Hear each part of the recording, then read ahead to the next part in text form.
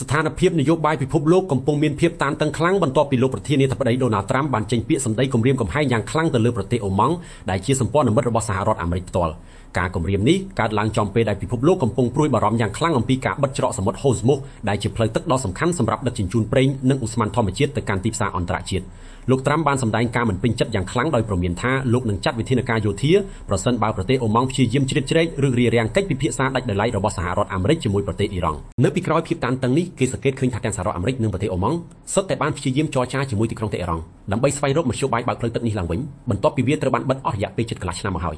ភាគីអ៊ីរ៉ង់បានអះអាងថាពួកគេស្ទើរតែឈានដល់ការព្រមព្រៀងជាមួយអូម៉ង់ទៅហើយប៉ុន្តែលោកត្រាំហាក់ដូចជាមិនសប្បាយចិត្តនឹងកិច្ចខិតខំប្រឹងប្រែងនេះឡើយថ្មីបើលោកត្រាំបានអះអាងថាសហរដ្ឋអាមេរិកមានទំនាក់ទំនងផ្ទាល់ជាមួយកងកម្លាំងឆ្មាំបដិវត្តន៍អ៊ីស្លាមក៏ដោយប៉ុន្តែភាគីអ៊ីរ៉ង់បានចេញបុកច្រានចោលយ៉ាងខ្លាំងដោយចាត់ទុកសម្ដីរបស់លោកត្រាំថាជារឿងមិនពិតនិងជាការបំភាន់ដែលកើតចេញពីភាពអស់សង្ឃឹមក្នុងសង្គ្រាមតែប៉ុណ្ណោះចំនួននេះកាន់តែស្មុគស្មាញនៅពេលដែលកិច្ចព្រមព្រៀងសហប្រតិបត្តិការរវាងអាមេរិកនិងអ៊ីរ៉ង់ដែលបានចុះហត្ថលេខាកាលពីខែមិថុនាបានបរាជ័យក្នុងការរក្សាសន្តិភាពហើយបានឈានដល់ការផុតកំណត់